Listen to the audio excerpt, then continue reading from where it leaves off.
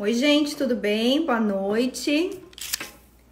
Hoje a gente tem um bate-papo aí bem especial, um trio. Deixa eu esperar aqui um pouquinho. O Instagram começar a avisar aí vocês. Me chamando o pessoal.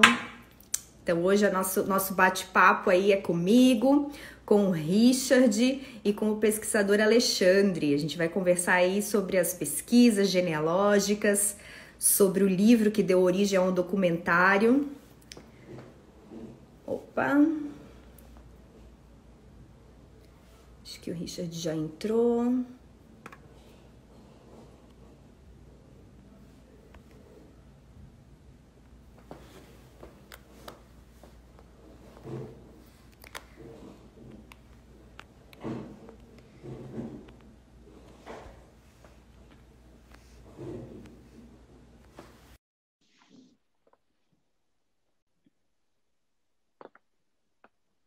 Deixa eu chamar aqui o Richard.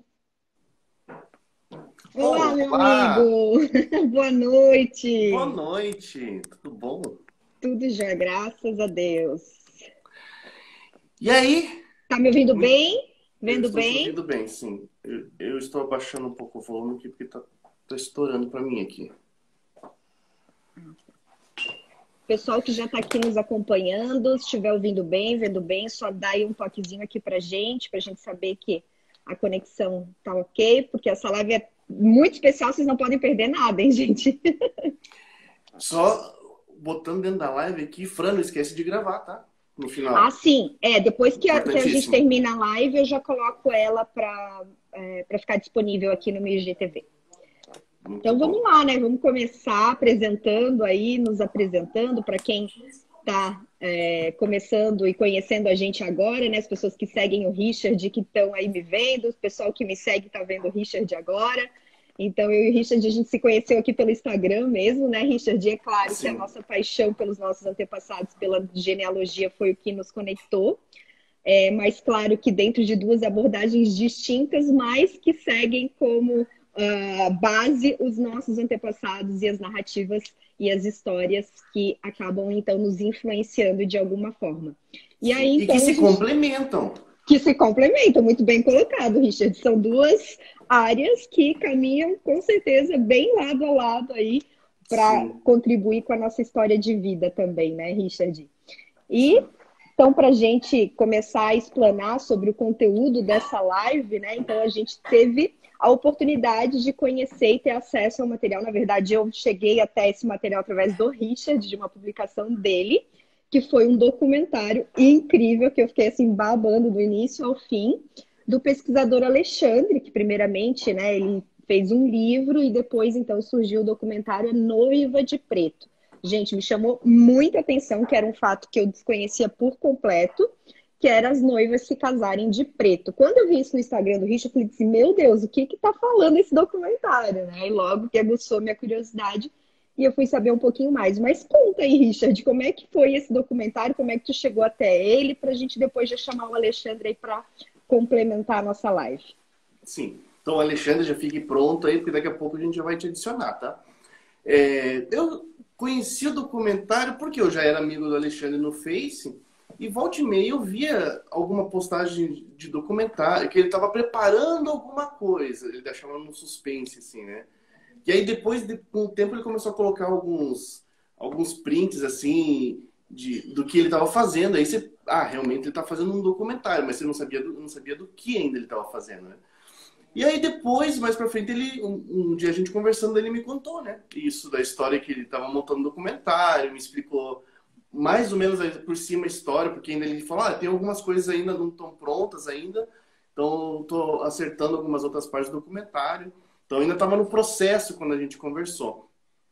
E aí quando ele lançou, eu também achei incrível o documentário, né? Justamente dele, aquelas coisas bem de marketing, né? Bota o título, A Noiva de Preto, né? Você passa, tipo, meu Deus do céu, como que Que você é não quer isso, né? assistir? Como que você não vai querer assistir isso, né? Tipo, Poxa.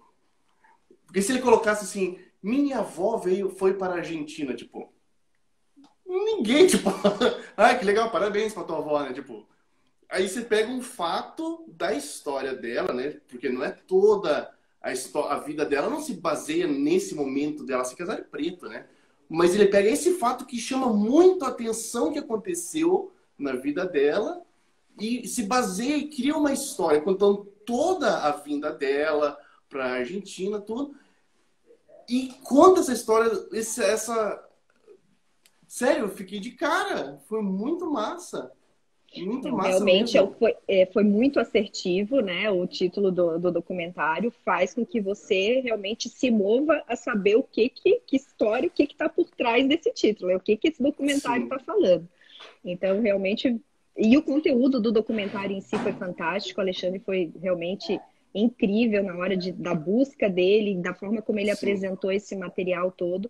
E com certeza vai contribuir muito para as pessoas que buscam aí a histórias, narrativas dos seus antepassados. Sim. E a gente sabe, né, o quanto a genealogia é importante, precisa ser falada, né? A gente precisa ter acesso a essas informações, porque realmente influenciam diretamente na nossa vida e na nossa história, né? É um pouco da minha área, né, que acaba estudando, então, a psicogenealogia uniu aí a genealogia com a psicologia para a gente entender um pouquinho mais sobre essa herança emocional e psíquica, o quanto essas narrativas familiares influenciam diretamente nos nossos comportamentos, crenças. Então, por isso que a gente fez questão, né, Richard, de unir essas 3 pessoas com essas 3 áreas distintas nessa live para poder trazer para as pessoas o quanto estão interligadas, mas principalmente o quanto é importante para a gente, para o nosso autoconhecimento, para a nossa jornada de vida, pesquisar sobre os nossos antepassados e entender a influência, o quanto essas narrativas fazem total diferença para a nossa vida. A gente sabe, né, Richard, que muitas pessoas buscam seus antepassados um pouco até pela cidadania, né? A maioria acaba pesquisando por causa disso. Sim. Mas vai muito além de uma busca de cidadania. De quem nós somos, faz parte de nós essas histórias, né? Faz parte da nossa identidade. Então é algo muito além. Muito além mesmo. Então vamos chamar nosso convidado?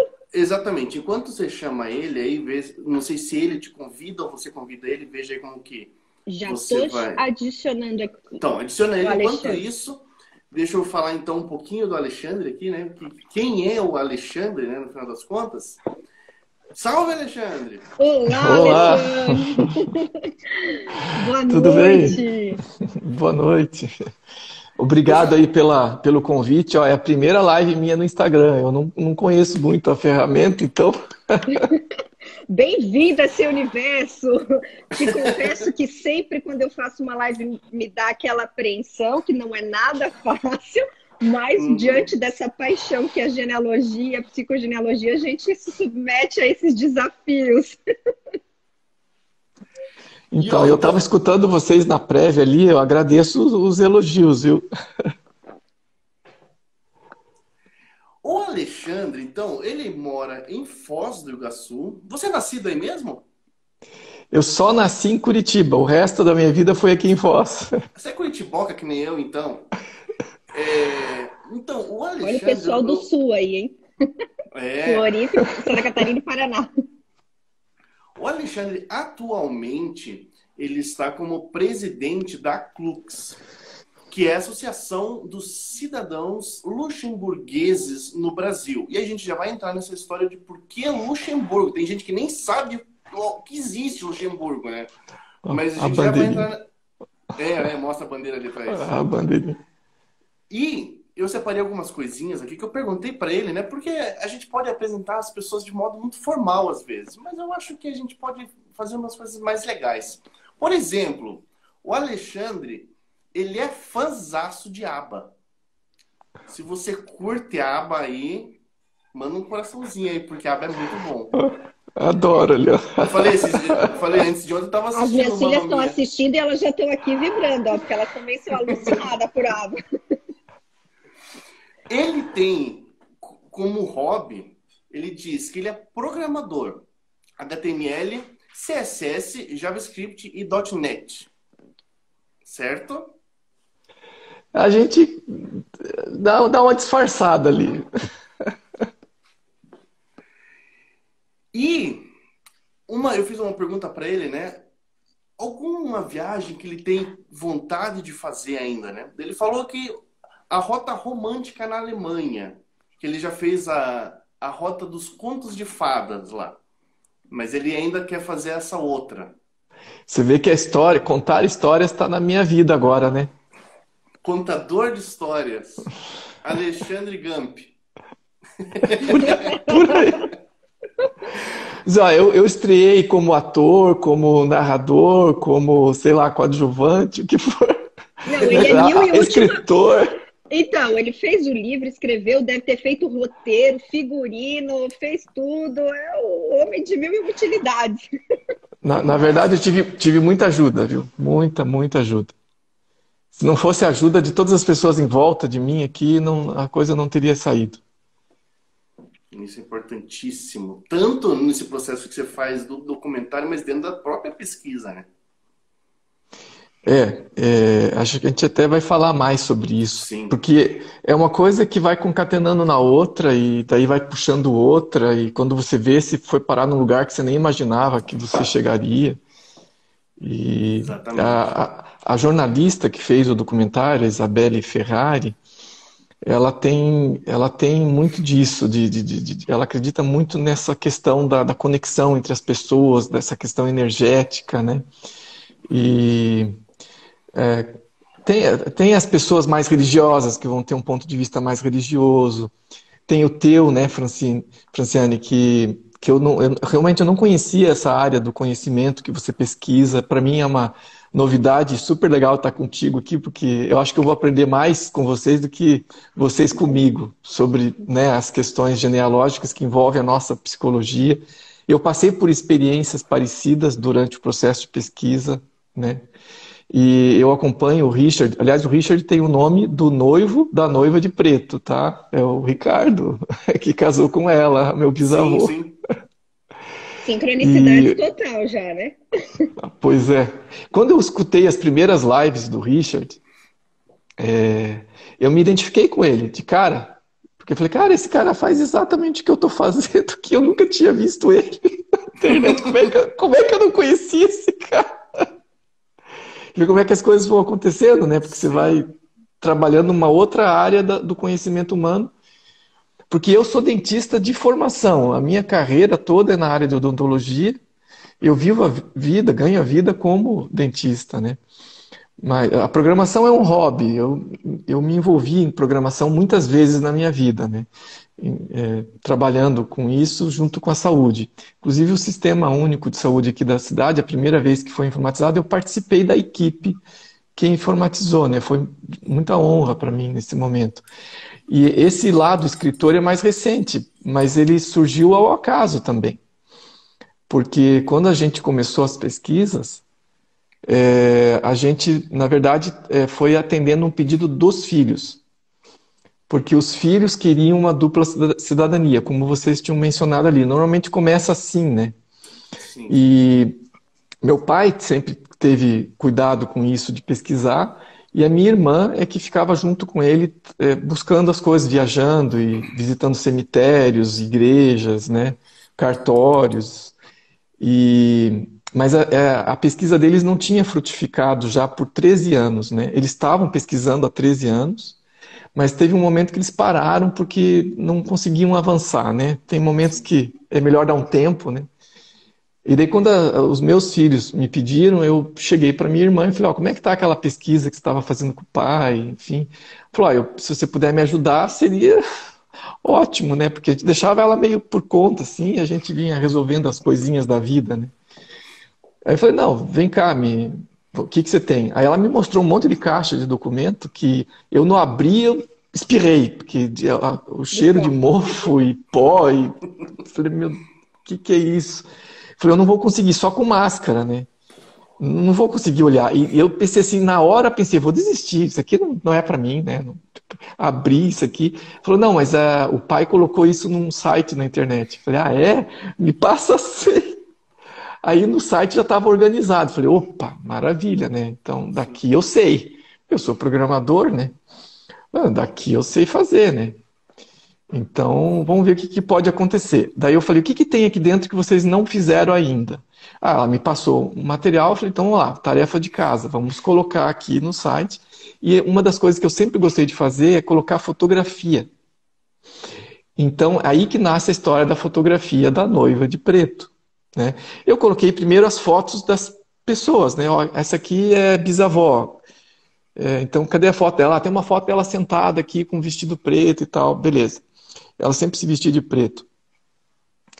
E daí, de repente, uma prima acha a gente pela internet, por esse site de árvores genealógicas. E ela estava em Paris, ela era brasileira, estava em Paris. Eu não conheço ela até hoje, pessoalmente, né? E ela me encontrou e falou, Alexandre, acho que nós somos primos, porque essa aqui é minha bisavó também. Eu falei, então a gente é primo de segundo grau, né? Mas é assim, o que você quer de mim, né? Tipo, é que você botou foto dela, acho que você sabe muito mais dela do que eu sei, né? Pior que eu não tinha muito mais do que as fotos. Mas ali já estava começando a dar matches na árvore e tal, a gente estava ativando, falou, olha, tem um match aqui numa cidade chamada Mersch, que fica num lugar que eu, na verdade, nunca trabalhei de pesquisar, já tinha ouvido falar nas aulas de português, né? Porque a gente fala o Luxemburgo, né? Ou do Luxemburgo, daí tem aquela questão, tá certo, do e de, mas tipo assim, era aquela exceção da regra, né? Aí eu lembro assim, ó, tem isso, uma cidade do Luxemburgo. E a certidão de casamento dela dizia que ela era da Alemanha. Então, por isso que a gente não frutificava, porque a própria prima, essa que estava em Paris, procurava lá na Alemanha. Ela foi pessoalmente lá buscar a informação e não conseguiu achar. E ela foi atrás de uma Bíblia que foi impressa em Trier, que é uma cidade que hoje fica na Alemanha. Aliás, é uma das, se não for a mais antiga da Alemanha, né? E essa cidade, ela achava que por a Bíblia ter sido impressa lá, seria próximo de onde a bisavó morava, né? E ela foi pessoalmente para lá, não conseguiu frutificar também. E daí, quando a gente se encontrou, é que as coisas começaram a dar certo. Você vê assim, ó, tava todo mundo procurando no lugar errado, mas é engraçado, mesmo que todo mundo estava no lugar errado, quando a gente se encontra, a gente acerta o passo. Que é outra coisa meio que, não sei, energética, não sei dos primos. Aí, tipo assim, ó, eu conheço um outro primo lá que ele é especialista nesse ramo do Schmidt, que era o ramo da minha mãe, da onde vem esses Pierret, né? E daí, bom, então, o que a gente faz? Vamos em Mersch. Aí ela falava francês, escreveu em francês, escreveu em alemão, e ela fez assim, uma metralhadora de e-mails. Ela mandou para tudo que era cidade. Mesmo que eu soubesse que era Mersch, ela não perdoou, não. Ela mandou para todo mundo. E não deu, acho que 2, 3 dias, chegou um e-mail da cidade de Mersch, de uma funcionária pública, que eu lembro até hoje, o nome dela, Tânia Schockmel.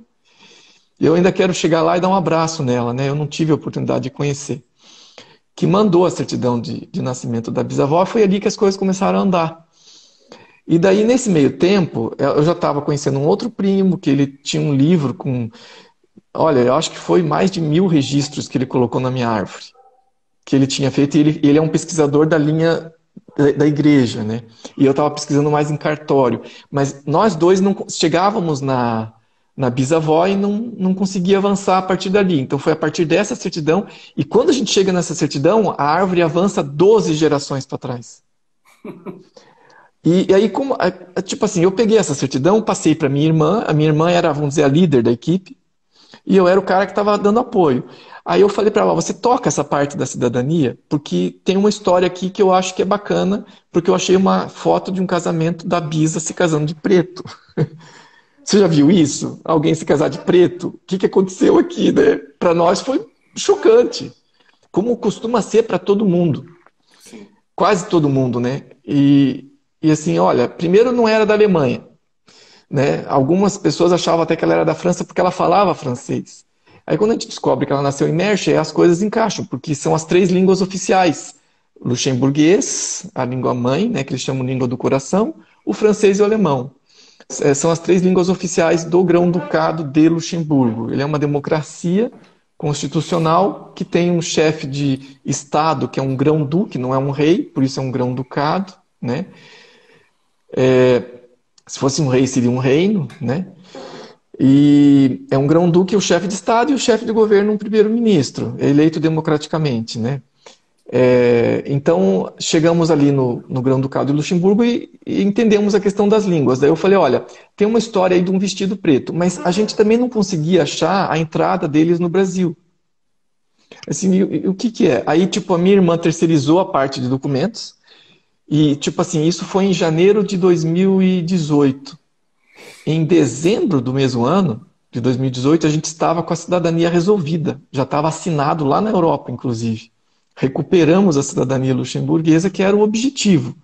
Só que, nesse meio tempo, eu não me envolvi com o processo de cidadania. Eu me interessei pela história, porque é como vocês falaram, a gente começa com um problema, sim, o problema concreto era a cidadania. Mas aí a gente se topa com uma história extraordinária, né? E esse casamento? Mas, olha só, o casamento ele vai ficar parado um tempo, porque daí eu comecei a procurar o registro de entrada, e a gente não achava o registro de entrada. Quando a gente postou na internet lá a foto dos certificados de recuperação da cidadania, porque existem grupos disso no Facebook, nas redes sociais, que o pessoal vai se ajudando, né? Sim. Isso é super legal também, porque ó, você aqui, ali. E assim, a gente olhava, cara, a nossa história ela não tem nada a ver com esse grupo de luxemburgueses que nós conhecemos, amigos, e dos quais hoje eu faço parte da associação, até sou o presidente hoje da associação, né? Muito orgulhoso de ter sido escolhido assim, né? Outro evento que foi extraordinário na minha vida, porque assim, como, né? Acabei terminando presidente da Celux. Mas o que eu vou te dizer é o seguinte, a gente percebeu logo que o nosso processo migratório era diferente desse grupo brasileiro, que teve vários processos também, mas a gente não se encaixava em nenhum deles. E aí, uma prima que a gente também não conhecia nos encontrou na internet. E aí, ó, não sei se vocês perceberam que eu estou falando muitas mulheres no meio do caminho, né? Tem mulher em todo o tempo. E são elas que nos encontravam. Eu sou só um instrumento, eu falo, né? Porque assim, foi a minha irmã, foi a minha filha, foi as minhas primas, a prima lá da França, a prima aqui, as primas no Rio Grande do Sul. Porque assim, elas estavam engajadas também numa pesquisa. E daí, quando elas nos conheciam, elas sabiam do nosso ramo e nós não conhecíamos o ramo delas. Então, quando elas nos encontraram na rede e perguntaram, vocês por acaso são parentes assim? Tal? Eu falei, a gente chegou a achar que era golpe. Eu falei, não, pera lá, porque não tem outro ramo. Ela era filha única. Tinha uma filha menor que morreu na viagem do navio. Então, assim, que história é essa? Né? Como é? Cuidado, vamos ver, não troca informação. Mas eram primas de verdade. E daí ali que a gente descobriu que uma delas dizia que tinha uma história na Argentina. E daí aquilo me chamou a atenção. Falei, que história na Argentina? Né? Porque existiam histórias que circulavam que nunca foram comprovadas, mas eu achava que existia um fato de que eles tinham ido para a Argentina depois de ter vindo para o Brasil. E, na verdade, a gente vai descobrir que não, que eles foram para a Argentina. E quando eu escrevo para o Arquivo Nacional da Argentina, perguntando, aí eles me mostram um site, eu digito Pierre, que era o nome deles, vem a lista completa. E ali eu descubro a família inteira. E daí, com essa lista, eu descubro o nome do navio, e daí, procurando em notícias antigas, eu vou achar a saída do navio e a lista de passageiros, que na verdade não existe porque o porto de Antuérpia, eles saíram de Antuérpia, não preservou esses documentos. Mas a gente tem isso em jornais da época, né? E daí a partir dessa lista eu consigo a foto do navio, né? Não exatamente dele, de uma versão secundária, eu ainda não tenho a foto original, né? Eu tenho a versão 2 desse navio, que é um pouco maior, é igual, mas um pouco maior. Eu descubro que esse navio vai ser desmontado na Itália, que foi uma das últimas viagens que ele fez, foi com essa turma aqui na Argentina. A última leva de imigrantes luxemburgueses foi a dos meus parentes aqui para a Argentina e depois eles vêm para o Brasil. E aí eu vou descobrir algumas coisas que vão se encaixando. Quando eu fui descobrindo isso, eu pensei, isso aqui tem que virar uma história. Eu preciso escrever porque eu estou esquecendo os detalhes. E eu comecei a escrever um PDF. Escreve aqui e tal. Quando vi, tinha 100 e poucas páginas já. Falei, cara, esse aqui eu tenho que publicar. E tipo assim, peguei meu 13º salário e investi numa publicação. Foi assim. Sobrou um dinheiro na conta lá, vou pagar o livro. Daí saiu o livro. Sem expectativa nenhuma de vender nada. Mas basicamente para você documentar isso. E daí ficou, tipo, como se fosse um troféu ali, né? Daí, isso era fevereiro de 2021 já. De 2020. Fevereiro de 2020. E daí veio a pandemia. Daí fechou tudo. Eu ia lançar o livro, estava inscrito lá na Bienal. Daí, tipo, quebrou as duas pernas ao mesmo tempo, né? Falei, cara, poxa, o que eu vou fazer agora, né? Tem que fazer divulgação na rede e tal. Daí me veio a ideia seguinte, falei, e se eu transformasse isso num documentário, né? Porque, ó, tem uma noiva que se casou com um vestido preto. Eu estava descobrindo, e demorou ainda um pouco para descobrir. Eu publiquei o livro, eu ainda não tinha certeza absoluta. Eu já sabia as hipóteses, mas certeza eu não tinha. Então eu publiquei o livro, ainda assim, né? E daí no documentário, quando eu passei o livro para a jornalista Isabelle Ferrari ler e pensar num roteiro, né, desenvolver um roteiro, e eu falei para ela, ó, você é livre, lê isso aí, do que você quiser fazer, eu assino embaixo e você faz a história que você quiser escrever. Eu não sou autor da história, você é roteirista, né? Ela chegou para mim e falou, Alexandre, esse vestido preto aqui tem que ser o título do documentário, que no livro ela não é a personagem central, ela é uma personagem importante, porque foi a partir dela que eu consigo achar todos os outros documentos, e foi a partir da foto dela que eu postei que chamou a atenção da prima, enfim. Sim. Mas a história é muito mais rica. Nós estamos falando de guerras napoleônicas, nós estamos falando de Revolução Belga, a gente está falando, isso é muito anterior à Primeira Guerra Mundial, nós estamos falando de crises econômicas, nós estamos falando de uma viagem que era para ir para a Argentina e terminou no Brasil, quer dizer, passou pela Argentina e terminou no Brasil. No meio da coisa, a gente vai descobrir um cemitério que existe até hoje lá e ele não é conhecido do grande público, onde houve uma batalha uns 40 anos antes deles chegarem lá entre soldados britânicos, soldados argentinos e indígenas, porque ali era uma região de fronteira com os índios da Argentina. Eu nem conhecia isso. Você topa com isso, parece que você está olhando para o Texas, sabe? Um filme de Velho Oeste americano, que tinha isso lá, gangbang, bang bang, tiro, mortes, infelizmente. A gente escuta muito de doenças, e os luxemburgueses vão chegar um pouco depois lá, uns 40 anos depois disso, né? E daí nessa brincadeira, os meus antepassados durante a viagem, nós vamos ter a morte de uma menina pequenininha, que é a mais novinha. Nós vamos ter provavelmente o filho primogênito deles, do casal que viajou, morre na colônia. Nós vamos ter muitos colonos morrendo por doenças, né? Eles tiveram problema com o clima, com o preparo da terra, e eles vão fazer um registro numa carta no jornal local. Esse registro é que traz para nós detalhes do contrato que eles tinham, que veio da Europa para a América, e aí a gente sabe que o contrato era de 6 anos, para a colônia existir, mas ela só sobreviveu por 3 anos. E daí, nesse meio tempo, os colonos vão fazer um protesto, enfim, vai acontecer uma série de coisas ali. E eu não tenho ainda certeza absoluta se eles estiveram na colônia ou não, mas as datas coincidem entre a chegada e a saída. O cemitério que existia lá, que é onde eu esperava encontrar o filho mais velho deles sepultado, ele, infelizmente, foi reunido num ossário, porque as sepulturas estavam muito antigas e não tinham identificação.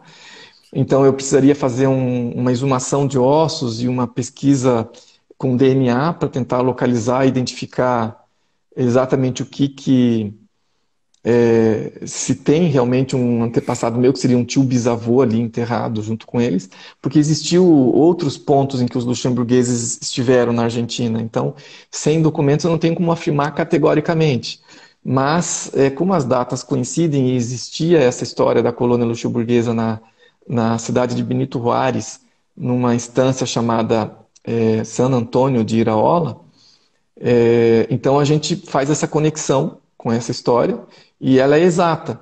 E o que vai nos garantir que eles estiveram esses 3 anos na Argentina é o batismo do último filho deles, que nasceu na Argentina. Na verdade, nasceu no navio a caminho do Brasil, né? Entre a Argentina e o Brasil. Esse registro ele é fundamental porque vai datar, gente, essa presença deles na Argentina entre 1889 e 1892, que foram os anos exatos que a colônia luxemburguesa de San Antônio de Iraola existiu nos Pampas argentinos. E a história do vestido preto tem tudo a ver com tudo isso que eu estou falando para vocês.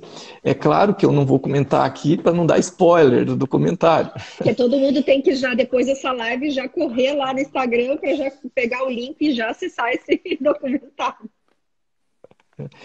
E assim, até seria talvez interessante avisar para quem está nos assistindo que para localizar as coisas do que nós estamos falando é fácil. Escreve ali no Google A Noiva de Preto. Tem Instagram A Noiva de Preto, tem Facebook A Noiva de Preto, tem YouTube A Noiva de Preto, tem até na plataforma Vimeo A Noiva de Preto e tem o site anoivadepreto.com. Então lá vocês vão ter acesso a documentos, a história, enfim, a tudo que eu estou falando aqui para vocês, que às vezes pode parecer abstrato aqui na nossa live, né? Mas o importante de tudo é que nós conseguimos documentar, de tal forma que eu tenho até censos de 1887 que foram difíceis de obter. Como é que eu fazia isso? Eu tinha que analisar microfilmes um por um. E veja, eu não sei ler alemão, eu não sou formado em alemão, eu não sei falar alemão. Eu procurava por nomes. Então você vê que não é impossível, né? Eu ia procurando nomes eu sabia ler. Então eu ia por microfilmes e falava, olha, se tem um censo, eu sei que eles moram em Mersch, uma hora eu acho o registro deles. E foi assim, eu achei 3 censos. Eu consegui ver, inclusive, a família crescendo, com 1 filho, 2 filhos, 3 filhos. Então tem vários censos, né? E isso vai contando uma história para você. Eu achei num dos censos, por exemplo, que eles tinham um funcionário. Porque o meu trisavô, o pai da noiva de preto, era alfaiate. E então provavelmente ele tinha uma oficina e tinha um aprendiz que morava com eles. Então eu tenho até o nome do aprendiz nos documentos, né? E eu sei que ele terminou a vida no Brasil sendo alfaiate e era um alfaiate renomado, inclusive. Né? Muitas pessoas aprenderam o ofício no Brasil com ele. O nome dele é Dominique, né? Dominique Pierret.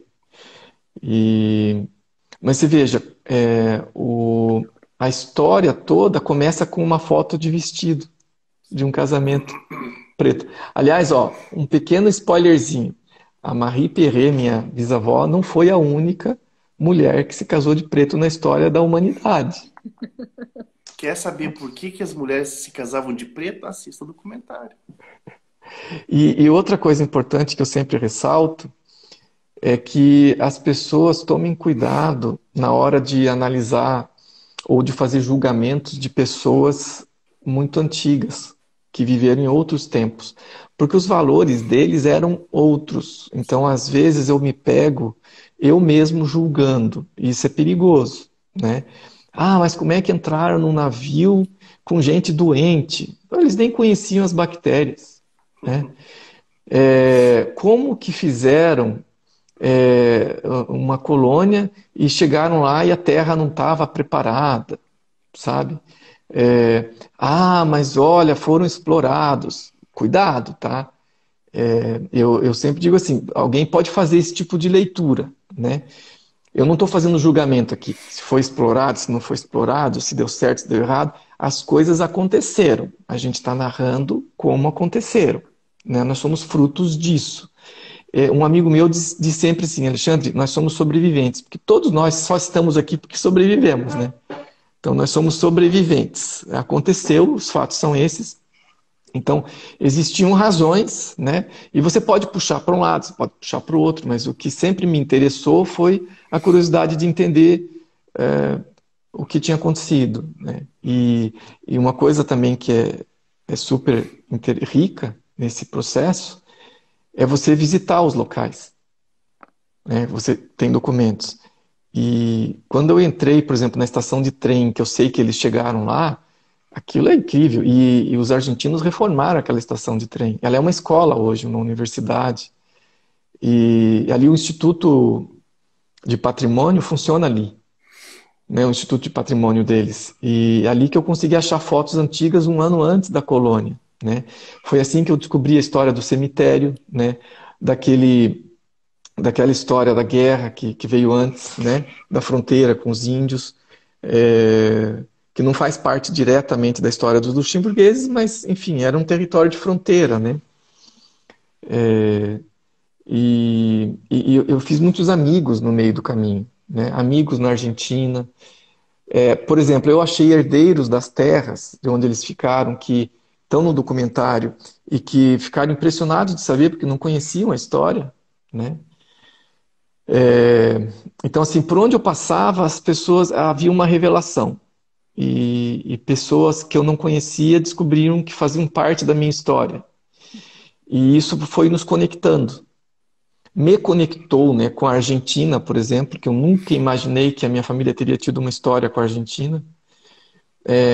Não me conectou só com o território, me conectou com as pessoas, que acho que é uma conexão mais forte que acontece. O próprio tradutor do nosso documentário, Gerhard Ott, ele é pai de uma professora de alemão dos meus sobrinhos, aí de Curitiba.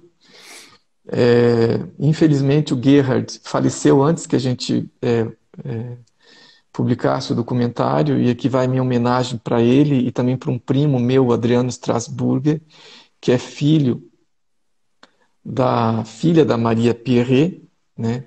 Que inclusive as fotos da capa do livro e a foto da noiva de preto foi ele quem conseguiu e que deu para um outro primo meu, que é o Luciano, que foi por intermédio dele que chegaram até nós, né?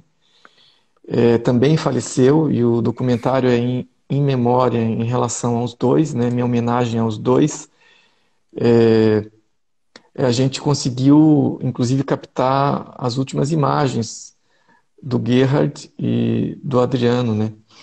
Em vida. E para nós é um sentimento muito grande, mas ao mesmo tempo a gente contribuiu para a memória deles, como a gente trabalhou para a memória dos nossos antepassados. Eu acho que essa história de falar de memória, inclusive tem verso bíblico que versa sobre isso, né? Que fala em honre pai e mãe, terá vida longa na terra, né? Não foi por esse motivo que nós fizemos tudo o que fizemos, mas esses versos foram me vindo, né, na cabeça. Quando eu cheguei para a Isabelle e pedi para a gente transformar o livro num documentário, foi em função de eu saber que, infelizmente, o público brasileiro, ele não a gente, infelizmente, não tem tradição em leitura. Então, um audiovisual era importante na minha estratégia. E a minha estratégia sempre foi tentar tornar a história conhecida. Então, inclusive, eu tenho doado livros, né? A gente tem feito doações. Quem está assistindo a gente aqui, se de repente conhecer alguém numa biblioteca, numa universidade, num setor de pesquisa, de genealogia, me escreve lá no site anoivadepreto.com, tem um formulário, pode mandar e-mail para mim. A gente tem doado, em geral, 3 livros para cada biblioteca, né? E o importante é que a gente está construindo um tijolinho na história de 3 países, Luxemburgo, Argentina e Brasil, né? E também, ao mesmo tempo, essa conexão que aconteceu comigo com as pessoas também acontece com os falecidos. Em que sentido? Por exemplo, em vários momentos da trajetória da pesquisa, eu descobri coisas inusitadas, não só o vestido preto. Eu descobri, por exemplo, que muitos dos meus antepassados eram dentistas. E eu sou o Oi, dentista. Richard, uma das perguntas que eu ia fazer para ele. Ó, já está respondendo, Alexandre. Eu ia te perguntar justamente isso, né? Que outros fatos que você acabou descobrindo dentro da tua pesquisa que tinham alguma sincronia com você? Porque essa é bem a minha área de trabalho, né? Essas É. nossas simetrias com os nossos antepassados. Eu gosto de fazer uma conexão muito forte com as mulheres. Por quê? Porque no meio da coisa a gente também fez testes genéticos. E eu até recomendo que as pessoas façam, né? E esses testes, muitos deles são baseados no DNA mitocondrial. Isso. Aliás, uma das consequências, eu não sei como chamar isso, mas é, uma consequência que acaba acontecendo com a gente é você se ver descendente da tal Eva mitocondrial, né? Todos Isso. nós descendemos de uma só mulher, que ela provavelmente viveu na África, né? E esse DNA que eu tenho no citoplasma das minhas células, né, no núcleo, é dessa mulher. Alguma coisa mudou ali, mas é dessa mulher. E isso nos faz irmãos. E, portanto, a pesquisa genealógica nos faz mais tolerantes com o outro, porque nós nos vemos e nos sentimos mais irmanados, né? Como irmãos de sangue mesmo. Tá? Tem um livro específico sobre isso, né, Alexandre? É um geneticista, o nome dele é Brian Sykes, que ele fez um livro, se chama Sete Filhas de Eva. E ele explica justamente essa nossa linhagem mitocondrial com essas 7 mulheres. Então, esse Olha livro só, fala Nossa, exatamente olha, isso essa também não sua sabia. explicação. que bacana, né? As 7 Filhas de Eva é o nome do livro de um geneticista que comprovou essa nossa conexão mitocondrial. Olha só, que Olha só. bacana. E isso é um livro que merece ser lido. E uma circunstância também que tem a ver com as mulheres, né? Então, você vê, a minha história é permeada de mulheres, né? As mulheres, além de serem as que me forneceram as fotos, né? Nós somos fruto das mulheres, né? Tem a história do DNA. A gente tem a história do vestido preto, enfim. A jornalista que faz o roteiro é mulher, a irmã dela que faz toda a produção é mulher, né? As mulheres maravilhosas em volta de mim, né? A minha esposa, que foi parceiraça, que esteve comigo o tempo inteiro.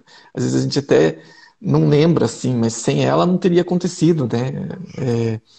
Enfim, esteve comigo, viajou comigo, né?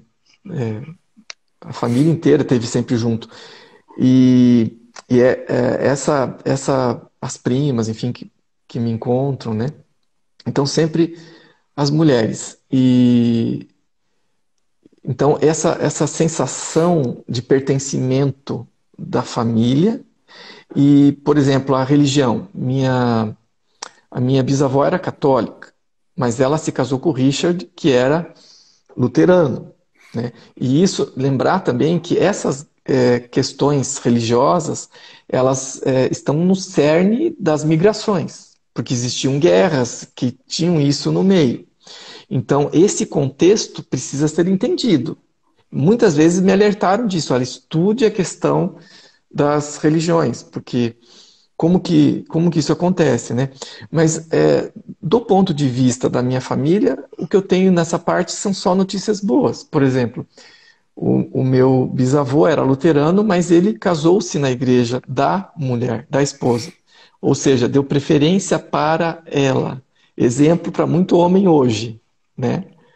Exemplo, olha, nós estamos falando de um casamento de 1903, tá? Do comecinho do século XX, tá? E ele deixa que ela crie os filhos na religião dela. Ele não impõe nada. E é interessante que no leito de morte dele, ele vai se converter ao catolicismo, no leito de morte, né? Independente de quem está assistindo a gente aqui ser de uma religião ou de outra, isso não importa, tá? O que importa é que o que eu sempre ressalto, não importa a tua crença, só lembre que você tem um pouquinho dentro de você destas pessoas.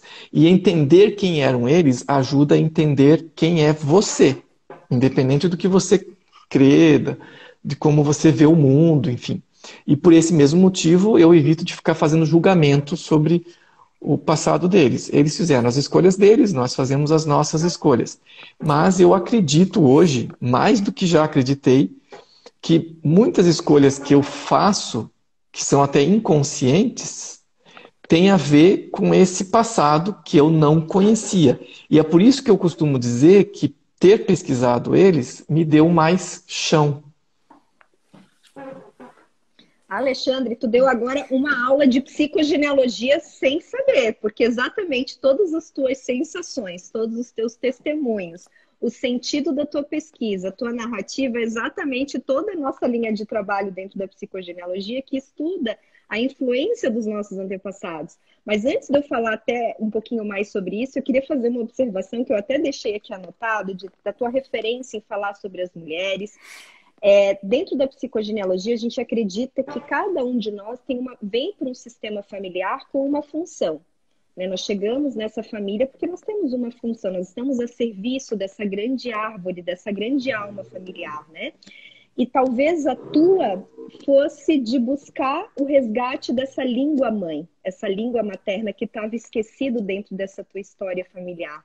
Então, talvez a vinda do Alexandre para esse sistema foi de encontrar essa língua mãe que estava lá esquecida, essa história da família, né, da origem de Luxemburgo, e quanto isso hoje deu sentido e trouxe base, né, para a história familiar de vocês e agora para toda essa descendência que vai vir a partir de você.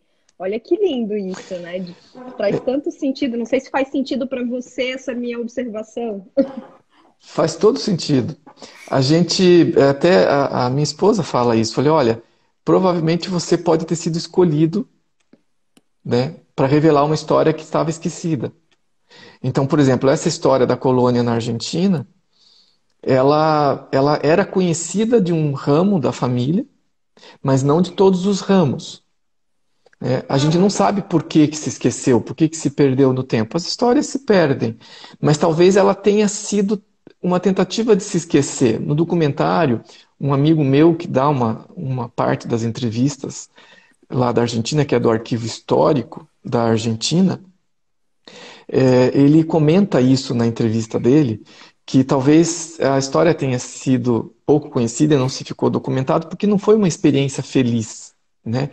Talvez esses colonos tenham saído de lá endividados e isso possa ter sido um motivo de vergonha, talvez, né?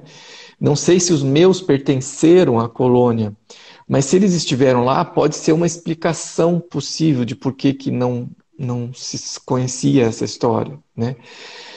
Mas, de qualquer forma, independente dos reais motivos, a gente descobriu. E, por exemplo, esse herdeiro lá das terras, ele me convidou, ele faz o convite no documentário. Ele me convidou, me mandou abraços, e veja, a gente ficou amigo. Um abraço para todo mundo, gente, um abraço para todo mundo. Como se fosse uma reparação de uma história, né? A reparação por algo que foi tão doloroso para esses dois sistemas. Isso. Né? É o Ricardo, né? O Ricardo Strugamol. E o Ricardo é o seguinte, ele nem é herdeiro direto dessa parte que cuidava da fazenda, mas ele é dono hoje, como herdeiro de uma parte daquela estância. E ele falou, olha, eu posso te levar no local onde estão enterrados os índios, os soldados e talvez a sua família, porque a minha família também está enterrada lá e fica dentro da estância, né? Tem um cemitério lá separado e tem esse dentro da estância. Então, assim, pense bem, imagine eu visitando ele, podendo abraçá-lo, né? E ele mesmo diz isso, olha, essa história nos conecta agora, porque eu desconhecia essa história, né? Eu não sei. E talvez seja mais um sítio arqueológico a ser investigado lá na Argentina, né? Que ele, inclusive, se questiona, que ele tem tentado contato com as autoridades locais lá para poder investigar esse sítio, né? E veja que interessante, né? Então, eu conversei com arqueólogos do local também, eles têm feito pesquisas ali. Eles fizeram pesquisa com detetores de metais, procurando broches ou botões da roupa dos soldados, né? Então, nós estamos escrevendo uma parte da história da Argentina, né? Vocês sabiam que teve uma guerra entre índios e soldados na Argentina? Como se fosse um velho oeste, um bang-bang, né? Fato totalmente novo. Eu descobri... Que é o expert nas pesquisas genealógicas, conta aí, Richard, imaginava isso? Não fazia a menor ideia, né? E os índios levaram a melhor, viu? Eles mataram toda a tropa de soldados. Ponto para os índios. E o que eu gostei demais do documentário dele, né? Eu só queria fazer um parênteses aqui antes de entrar nisso, né? Do que as pessoas estão falando aqui na live, né? Então, o Boa. DR Alessandro. Meu esposo, que, ó, por Sim. sincronicidade, como diz a jornalista Isabela, esses encontros nunca são casuais. Meu esposo é dentista também. Olha, os dentistas estão em todo lugar, viu? Um abraço para ele. Ele escreveu assim: histórias da vida real. Quantas famílias têm essas histórias de viagens e sofrimentos? E é verdade, né? Às vezes toda família acaba tendo esse tipo de história. A diferença é que algumas famílias, algumas pessoas vão atrás disso e outras simplesmente deixam por aí, né? Ele também tinha perguntado aonde que estava disponível, né? E aí tá aqui, né? O site, quem quiser assistir o documentário, né? Pode entrar no site ali, anoivadepreto.com, que ali você vai ter, como o Alexandre falou, né? Você vai ter além do documentário, você vai ter as fotos, você vai ter um pouco dessa história também, né? Richard, você me permite uma parte, aproveitando a pergunta dele? Claro, com toda certeza. Quando a gente vai investigar os nossos antepassados, você não vai encontrar ali reis e princesas, tá? Porque essas pessoas não migraram porque estavam em situação boa, né? Claro. Eles viviam uma situação difícil, então o que você vai encontrar são pessoas humildes, normalmente é isso. Né? Agora, nem por isso as histórias deles são menos fascinantes. Justamente. O documentário está aí para provar. E, aliás, isso tudo é que nos inspirou. Porque, na medida em que a gente descobria fatos surpreendentes, a gente também descobria outras pessoas que faziam parte da nossa história e que não conheciam. E isso inspira. Eu sei que inspira. Mas, assim, quando eu recebo um comentário falando que eles começaram a busca genealógica da família deles depois que viram o documentário, ou depois que leram o livro, gente, isso é de um orgulho, porque essa era a intenção. Era mostrar para as pessoas, é possível, o caminho é esse, não é fácil, mas dá para seguir se você tiver vontade. Então, a ideia sempre foi inspirar, né? Sim. Existem muitas histórias não contadas, tá? Muitas histórias não contadas que são incríveis. E o nosso país, ele não é, assim, infelizmente, um exemplo de guardar a memória. Tá? Os museus pegam fogo, né? A gente sabe, os cemitérios são mal cuidados, né? A gente vê lápides depredadas. Tá? As pessoas roubam o cemitério para pegar o ferro, não sei, o cobre. Cobre. Pense, as coisas assim que, né, violam túmulos para... Gente... Sim. Enfim, nós temos que aprender a respeitar a nossa memória, né? Isso tem a ver com os documentos nos cartórios, tem a ver com a proteção da memória em si, dos prédios, das cidades e tudo assim. E talvez esse documentário chame atenção para isso também, porque foram dificuldades que nós enfrentamos, né? Muitas vezes, os cartórios onde nós procurávamos documentos pegaram fogo. E aí a gente travava ali, porque não tinha como avançar. Então veja a importância de você estar digitalizando hoje documentos, né? Exatamente. Isso vale bastante a pena. Acho que o Richard pode comentar agora com mais propriedade, porque é a área de atuação dele, né? Mas esses sites hoje de genealogia que estão possibilitando para a gente estar colocando, estar anexando, estar indexando esses materiais, é justamente com essa intenção de preservar a memória. Porque para as novas gerações, se nós não fizermos isso, novamente vai ser esbarrado nessas questões, porque não vai para frente a pesquisa, não adianta. Então, isso é extremamente importante que a gente comece a prestar atenção e começar a preservar as nossas memórias, né? Faz parte da nossa identidade. E aqui é muito engraçado isso, né? Porque você pega, por exemplo, um Family Search, né? Que é a maior plataforma, talvez o maior banco de dados que tem, ou um dos maiores bancos de dados, né? Eles são brasileiros? Não, não são brasileiros, porque eles fazem parte dos Mormons. Os Mormons não surgiram no Brasil. Você pega, por exemplo, o Billion Graves, que é um site onde você faz pesquisa de nome de túmulos, de coisas. Não é no Brasil. Ou seja, a gente se apropria disso, né? Porque não tem alguém aqui que faça isso. Ou se tem, não é no mesmo nível internacional que englobe a esse ponto, né? Então, a gente sempre fica muito refém deles, né? Eu tinha até um receio tempos atrás, logo no começo ainda desse Billion Graves, né? Que é, você chega no cemitério, você vai fotografando túmulos, ele vai upando dentro do site deles lá, depois alguém vai e transcreve aquilo, tipo, viu lá no túmulo o nome da pessoa, a data, transcreve, e aí você consegue procurar, né? Você digita o nome da pessoa e localiza. No começo, eu fazia algumas fotos de cemitérios, assim, e eu me recusava nossa, eu não vou postar lá, né, nesse site. Justamente porque eu vou estar colaborando com um site que é americano. Eu quero que alguém aqui no Brasil faça isso, que a gente tenha uma plataforma. Só que ninguém faz, né? Então, tipo, vamos para lá, pelo menos eu libero essas fotos para as pessoas, porque aqui não vai ter isso, né? Então, infelizmente, que nem... Deixa eu ver aqui, alguém comentou aqui embaixo. A Carlinha do Vandinha aqui, ela colocou: nosso país não preserva a história, que é o que a gente estava falando justamente, né? Não tem a gente não tem esse senso, a gente, no coletivo eu digo, né? Lógico que individualmente sempre tem, né? Mas esse senso de pesquisar Culturalmente, né? Culturalmente não se dá muita importância para as histórias dos nossos antepassados. Sim, nem individual, nem coletivo. Sim, coletivo no sentido do museu. Exato, eu particularmente não sabia o nome dos meus bisavós, nunca me interessei por isso. Depois que eu me movi para o autoconhecimento, que daí conheci a psicogenealogia, é que eu fui entender a importância e que fui pesquisar né, os meus antepassados, mas até então eu desconhecia por completo o nome, quanto mais a história. Então, culturalmente, a gente não tem esse mover, né, essa iniciativa, a não ser, claro, né, a questão da cidadania, que daí por esse lado, por esse caminho, você vai trilhando e aí vai acendendo as suas narrativas, mas a gente sabe da importância que isso faz para a nossa identidade, de saber essas narrativas e o quanto influencia sobre as nossas escolhas, sobre as nossas profissões, né, Alexandre? Justamente. Imagina, a odontologia foi ver vários dos teus antepassados aí, dentistas.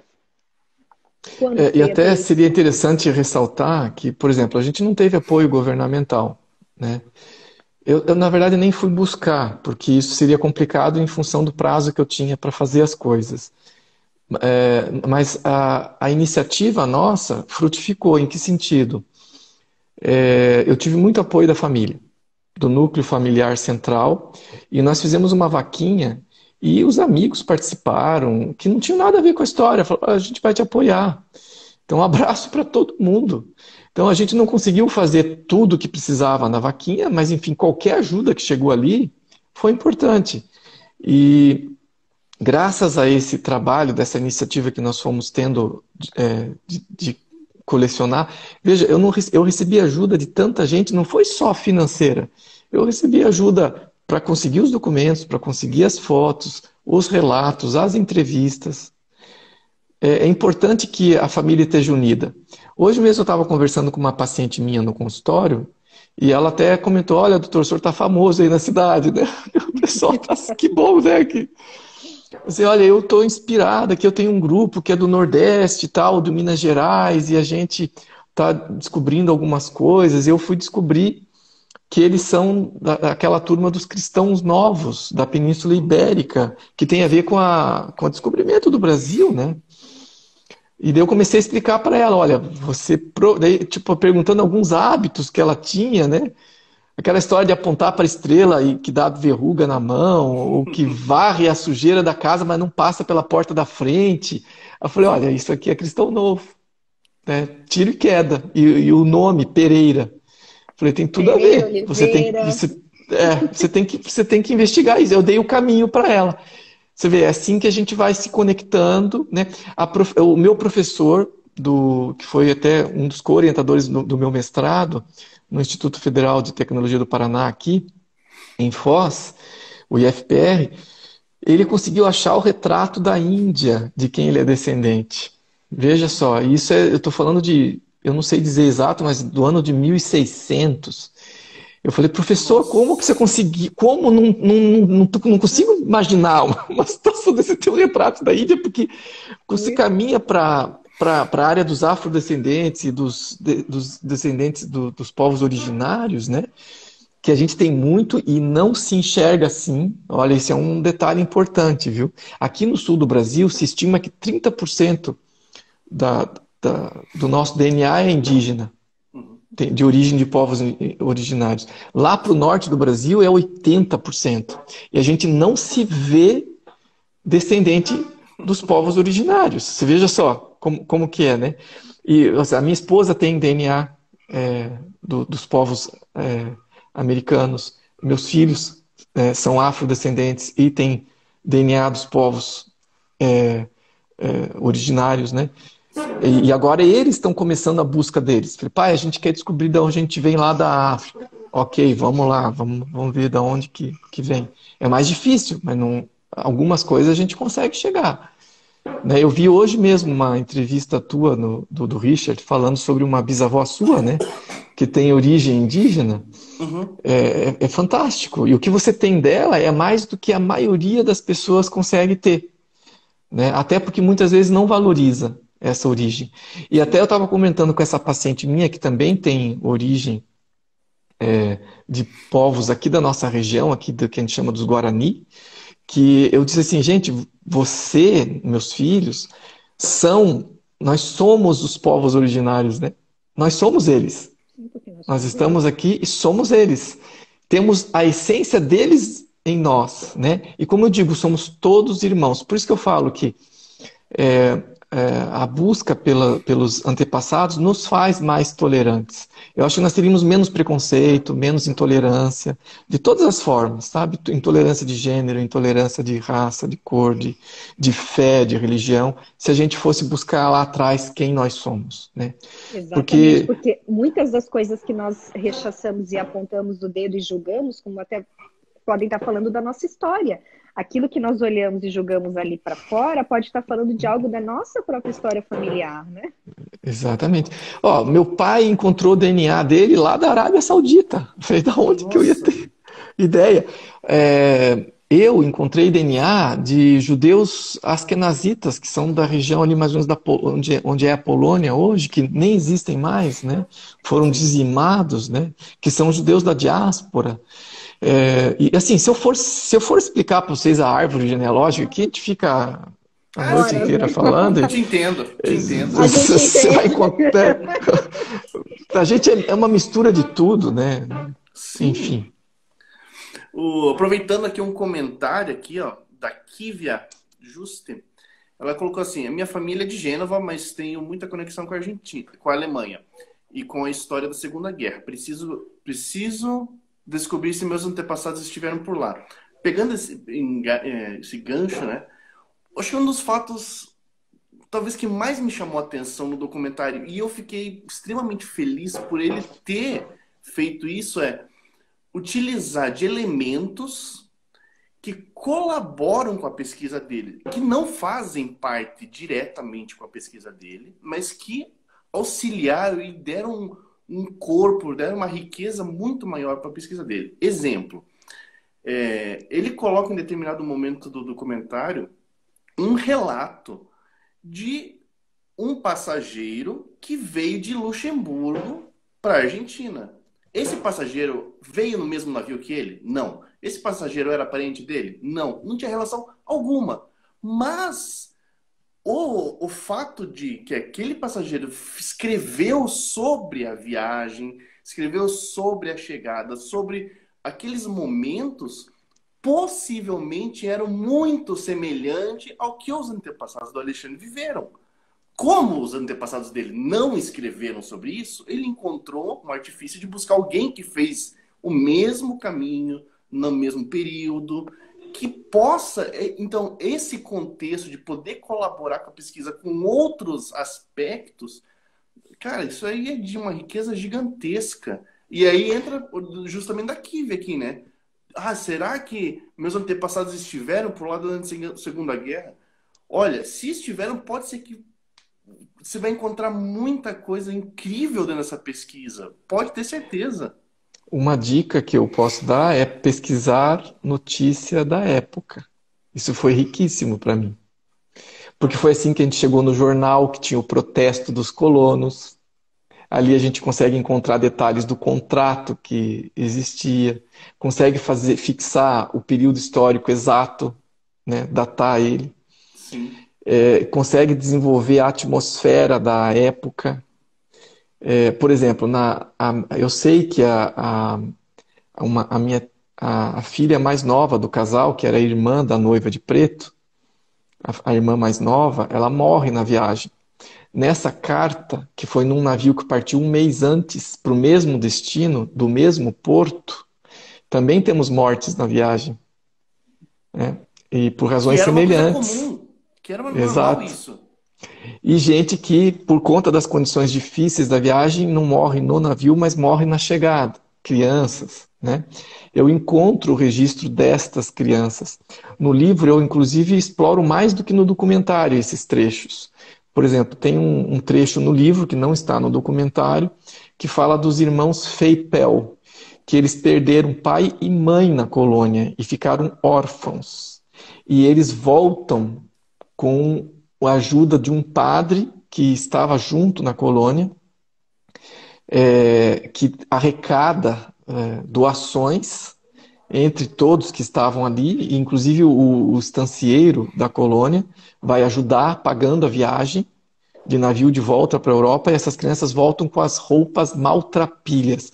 Quando você lê o relato e o padre escreve isso, aí como ele consegue economizar o dinheiro da passagem, ele usa o dinheiro para outras questões, como para comprar roupa, enfim, para as crianças, né? Porque ele consegue a doação da viagem. E aí ele vai contando quem vai recebendo as crianças, e todos fazendo caridade, né? Até que essas crianças são adotadas em Luxemburgo de volta. Então você vê, ali tem uma história que se fecha, uma família que viaja para a colônia, os pais morrem e as crianças retornam órfãs, mas são adotadas em Luxemburgo. Então isso traz para você a atmosfera do que foi, do que eles viveram, do que aconteceu. Mesmo que eu não tenha certeza absoluta de como foi com os meus. Mas os meus não foi muito diferente, como você falou. Né? Eu tenho 2 filhos, dos 6 morrem na viagem. Né? Até complementando um pouquinho, que é justamente onde se une, né, a histórias, narrativas familiares com a nossa trajetória, a nossa identidade, a área da psicogenealogia vai estudar e vai analisar justamente a consequência desses eventos traumáticos, que é então os traumas transgeracionais, ou seja, esses lutos não processados, essas situações de vergonha, situações de segredo. Então, todos esses conteúdos, esses eventos que de alguma forma, né, impactaram a vida dos nossos antepassados, hoje já é provado, né, através, né, da epigenética, por exemplo, que nós temos esses marcadores desses traumas, que nós nem sequer imaginamos que os nossos antepassados puderam ter vivenciado. Então, essas narrativas são de suma importância a gente conhecer para entender o quanto esses traumas podem hoje, de alguma forma, influenciar a nossa vida. Então, faz parte de nós essas histórias, né, o quanto isso foi doloroso, a importância do contexto histórico, né, imagina, né, essa viagem, perdeu a irmã, né, a filhinha mais nova da noiva de preto, né, que faleceu no navio, que era muito comum isso acontecer, o primogênito, então, que morre, falece na colônia, esses antepassados que foram os primeiros a entrar nessa colônia depois de uma guerra, 40 anos depois de uma guerra é pouco tempo. Então, imagina o que eles não enfrentaram. Quantas Exatamente. E é por isso que a gente ressalta a história da guerra ali, né? Para entender que eles estão numa região de fronteira, que eles começaram um período de prosperidade, mas, claro, enfrentaram todos os... fronteira, né? De novo, faz parte da minha história. Boa, olha só, não tinha prestado atenção nisso, verdade. Foi ótimo que você falou isso, porque a minha bisa falava que morava perto da fronteira da França. Ela dizia isso. E ela se dizia francesa. Então ela não se identificava, talvez, ou não tivesse memória disso, porque ela saiu de lá com 4 anos, né? Então ela não aprendeu enfim, não se identificava ela sozinha. Os pais sim, mas ela provavelmente não, né? Mas ela dizia, ela falava em fronteira. Eles viveram numa fronteira com os índios, dentro da Argentina, na província de Buenos Aires.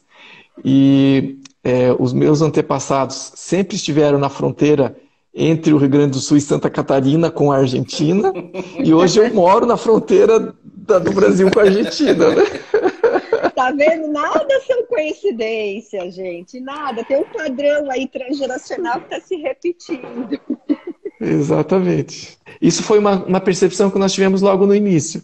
Olha só. Eu lembro que a gente comentou sobre isso. Falei, olha...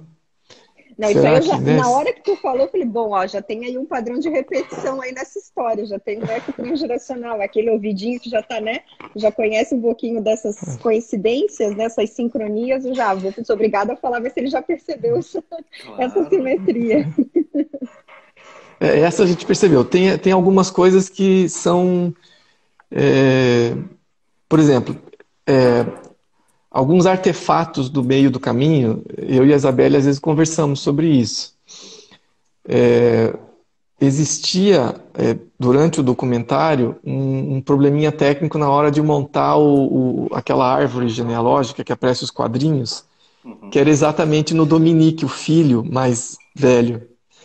E daí a Isabelle me fala, Alexandre, ó, tem alguém tentando te lembrar aqui que a gente precisa terminar essa pesquisa, porque a gente não encontrou os documentos dele, né? Enfim, são essas questões. Tem outras questões que nascem ali. Por exemplo, no livro, no documentário eu foco muito na noiva de preto, né? Sim. No livro eu já exploro um pouco mais a questão dos pais deles e dos avós deles. Então o livro ele complementa muito o documentário.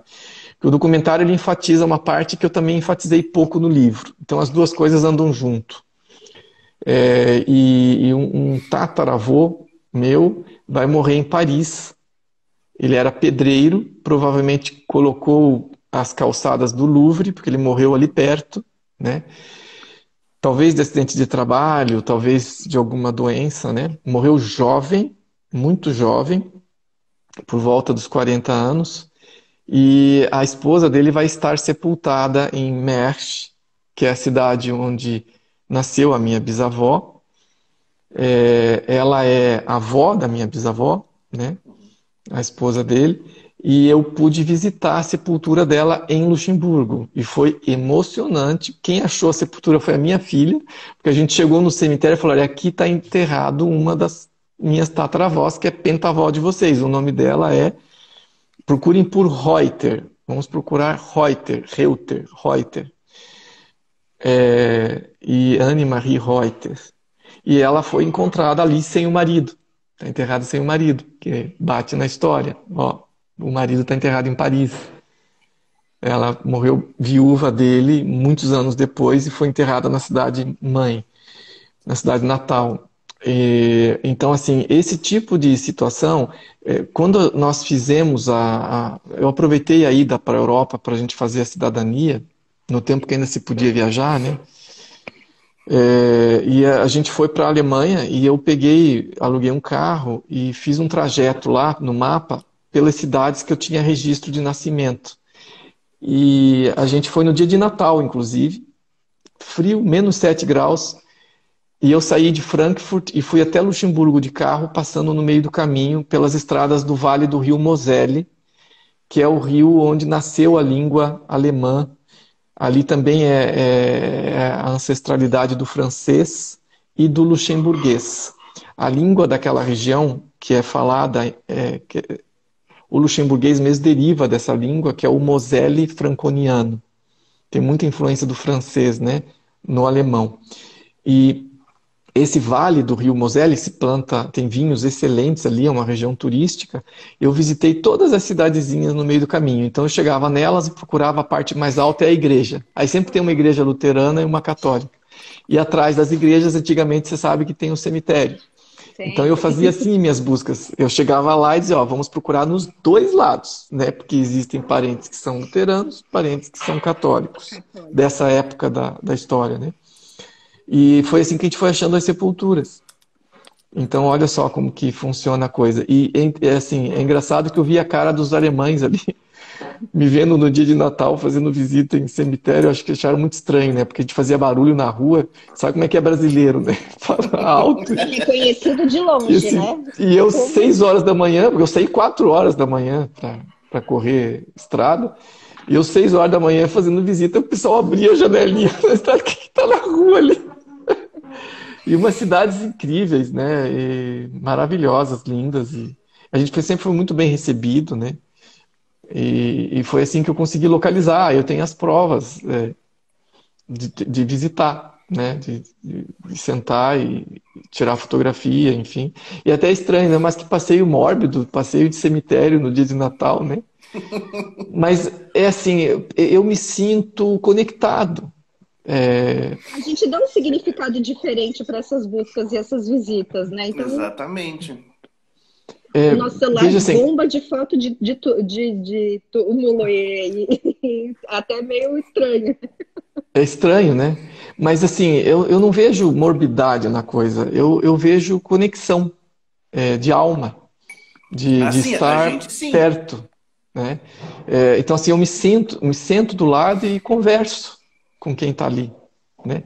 E eu até falo isso no documentário, é emocionante você sentar do lado da sepultura de uma pessoa que você sabe que tem DNA dela, o DNA mitocondrial dela que está ali, né? E você se sentir conectado com ela e poder conversar, olha, eu não te conheci, mas você é minha tataravó, eu vim aqui te honrar. E você poder colocar uma flor, você levar um presente, enfim, é uma conexão que, de palavra, eu sempre digo, não tem como descrever em palavra. A gente se perde nas palavras. Sim. Você sente aquilo. E as descobertas, elas vão acontecendo no meio do caminho. Então, eu vou descobrir, por exemplo, o vestido de noiva preto, a origem dele, quando a gente está terminando o documentário, que eu vou ter certeza do que aconteceu, né?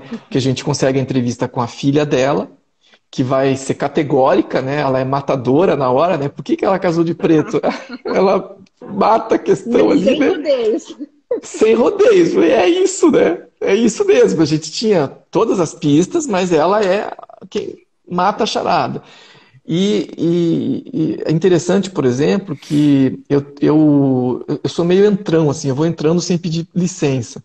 Então, eu, por exemplo, escrevi numa live para um historiador que é o Paulo Resutti, vocês devem conhecer, ele escreveu vários livros sobre o século XIX, a família imperial, enfim. E o Resutti, foi ele que me responde uma pergunta sobre os vestidos de preto e me apresenta a Eneida Queiroz, que é quem está no documentário e faz a explicação formal do porquê do vestido.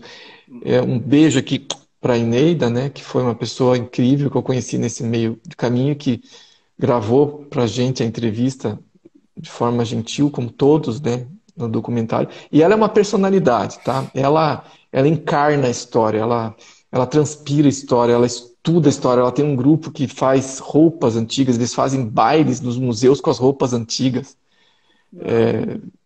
Imagine você ir num baile organizado pela Eneida Queiroz, né? Um baile do imperador. Enfim, ela transporta você para aquela É entrar na cápsula do tempo, né? cápsula do tempo. E assim, é tudo trabalho voluntário. Então, eu conheci o trabalho dela, eu achei maravilhoso. A minha filha, ela estuda design na PUC em Curitiba.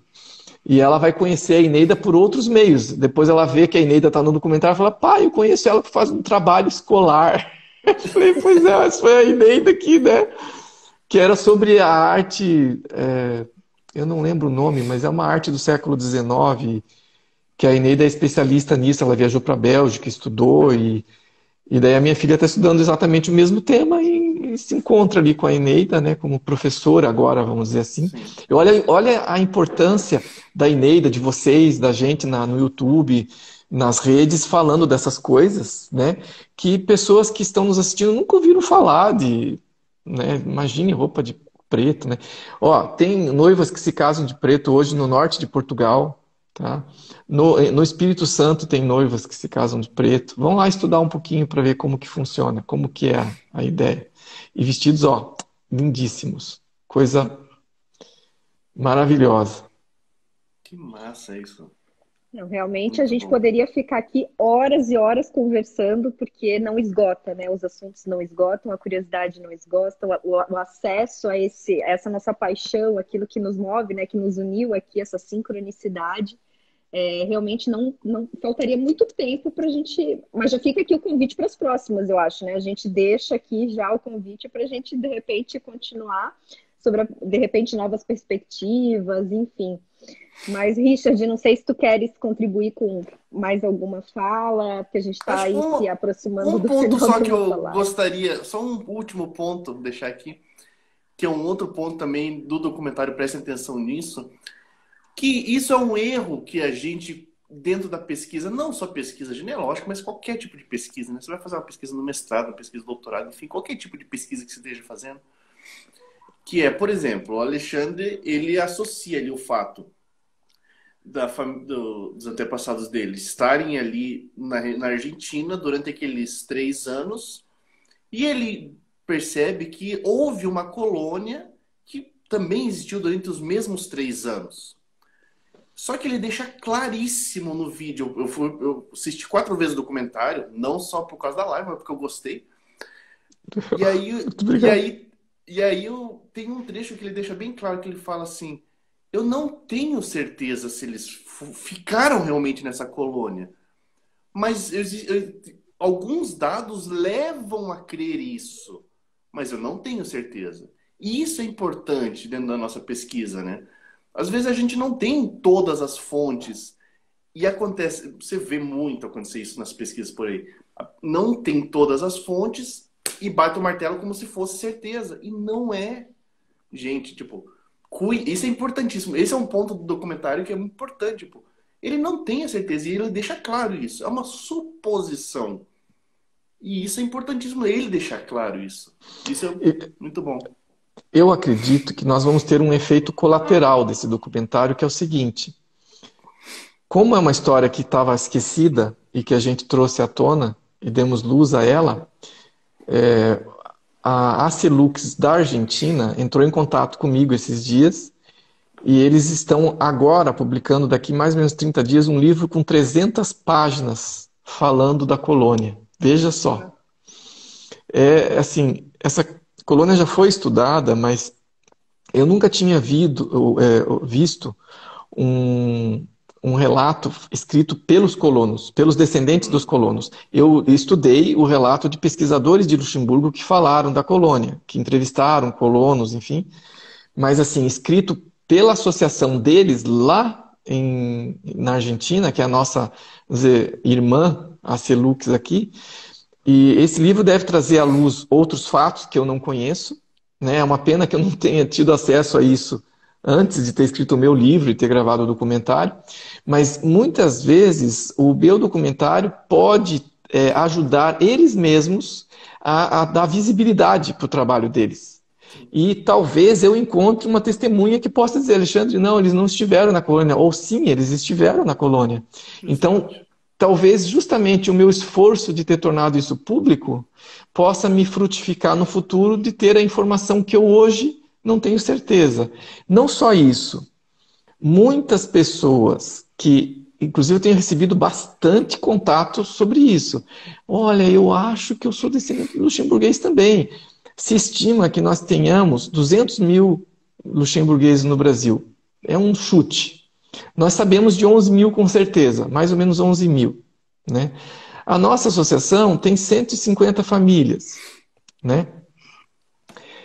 A gente está só começando essa trajetória de reunir essas pessoas para contar a história. Por exemplo, na nossa associação, uma das coisas que a gente quer lá na Celux é reunir essas histórias e poder, junto com alguém como foi a Isabelle Ferrari para mim, escrever um novo roteiro e talvez fazer uma minissérie contando a história de cada uma delas. Sabe? Aquelas minisséries tipo Vikings, né? Os Vikings, os luxemburgueses. A nova série do Netflix aí, ó, a Noiva de Preto. Exatamente. E você contar 400 anos de história deles. E eu sei, na minha árvore, tem 3 mil pessoas. No meio da história, tá? Pois. Na minha árvore tem 3 mil pessoas. Eu acho que conseguiram recuperar a cidadania, talvez 100, não sei se 100 vão conseguir. Então você pensa assim, quanto que, se fosse 300 seria 10%, né, do que tem de pessoas que são descendentes de luxemburgueses e não sabem, né, porque o meu ramo ninguém sabia, do meu ramo ninguém sabia. Então assim, e isso tem se tornado cada vez mais presente. E você pode conversar com todos os membros da minha associação, da nossa associação. A história é bem parecida. Eu não sabia, eu fiquei sabendo pelo fulano que daí era e tal, daí a gente foi lá e conseguiu, né, recuperar a cidadania. Então, assim, que mais pessoas descubram suas origens. Eu, por exemplo, descobri outras questões. A gente descobriu gente holandesa, italiana e tchecoslovata, né, da República Tcheca. Enfim. Uma pergunta. Você falou que, só voltando atrás, você falou que encontrou o nome dela num jornal, certo? Eu encontrei notícias da época, né? E no meu caso, não teve um parente de nome encontrado no jornal. Uhum. Mas nós encontramos nomes de pessoas que se relacionaram com eles, Sim, né? mas você encontrou a lista de passageiros, certo? A lista de passageiros, exatamente, que foi En- publicada no jornal. Então, você tentou procurar os outros sobrenomes que estão nessa lista? Então, a busca ainda não foi extensiva, né? Eu fiz o que eu pude, mas tem Sim. muita coisa para fazer. Por exemplo, dos documentos que eu obtive diretamente de Luxemburgo, eu traduzi 10%. 10%. Então, quanta história está escondida ainda no livro? Tem 60 Uhum. documentos ali para eu traduzir. Mais de quase 100 documentos, porque 60 são os primeiros, depois eu fui juntando Sim. mais coisa. Então, assim, o próprio pessoal da Argentina tem documentos que eu não tive acesso ainda. Tá? E os documentos que eu tive acesso, eu enviei para Luxemburgo, eles não conheciam essas fotos da colônia antiga. Hoje fazem parte do Arquivo Histórico de Luxemburgo. Fui eu que, com os amigos da Argentina, a gente tirou isso da gaveta. Estava Uhum. lá, mas tipo, não estava público. Tipo, ó, existe, mas tipo, quem que é? Ah, a história é essa.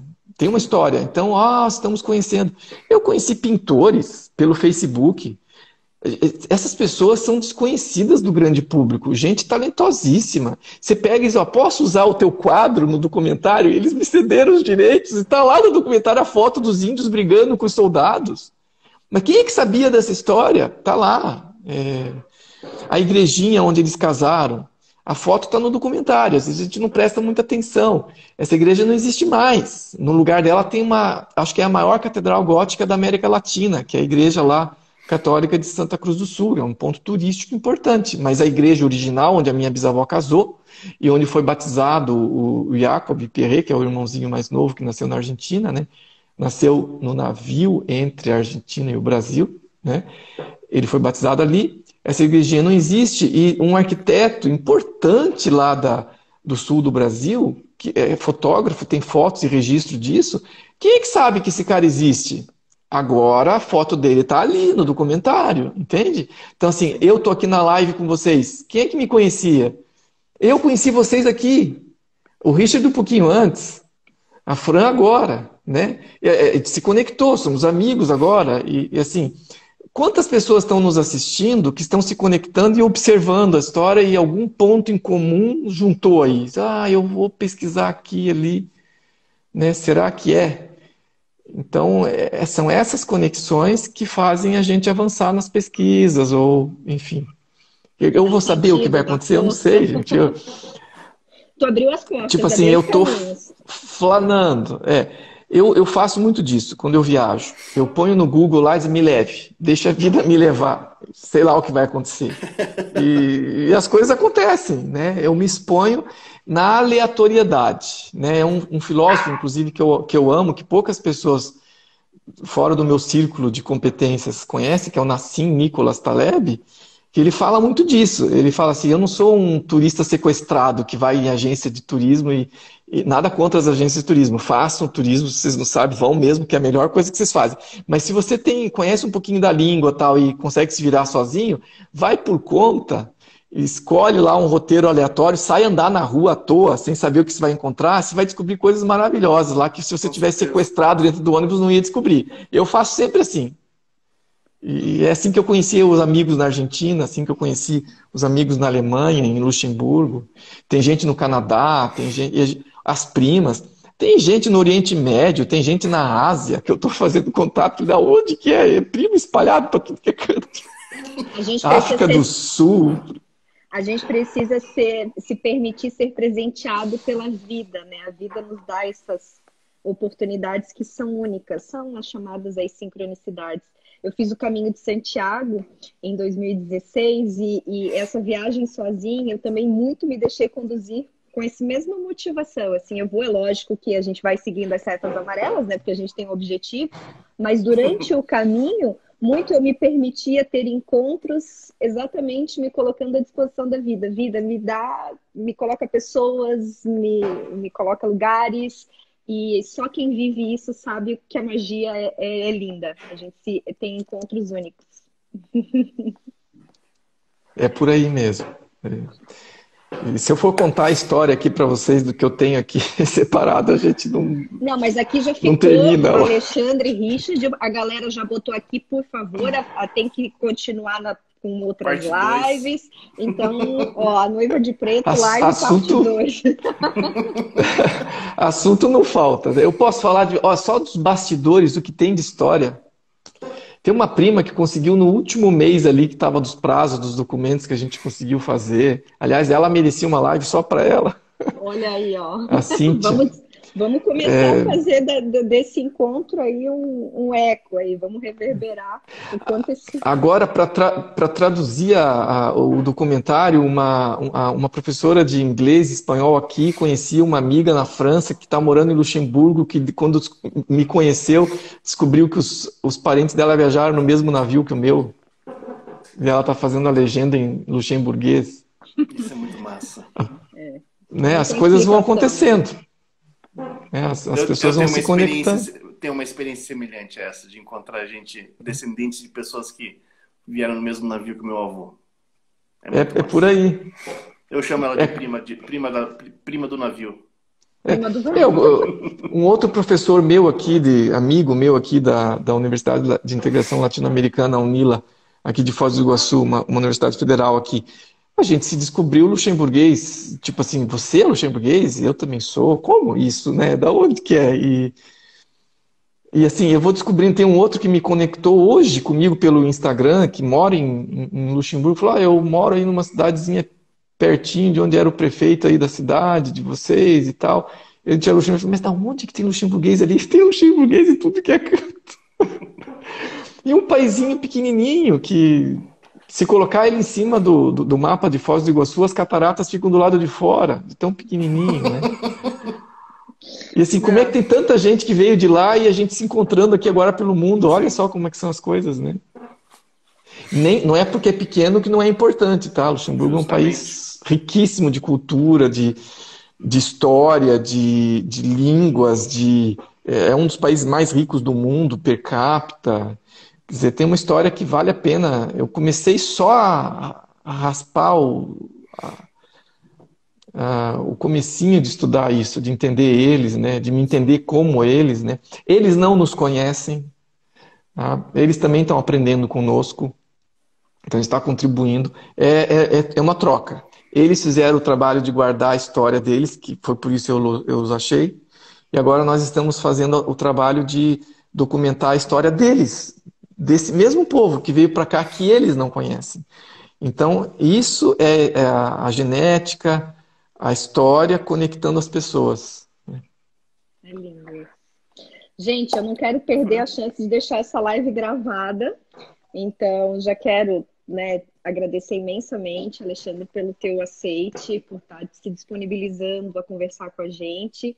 Agradecer todo mundo que nos acompanhou aí até agora, né? Dizer que, se Deus quiser, a gente vai ter aí um segundo tempo dessa conversa para a gente saber um pouquinho mais sobre o documentário, mas é claro, né? Assim que essa live terminar, a gente já vão acessar, já assistam para vocês entenderem aí tudo que a gente está conversando e entender o porquê da Noiva de Preto.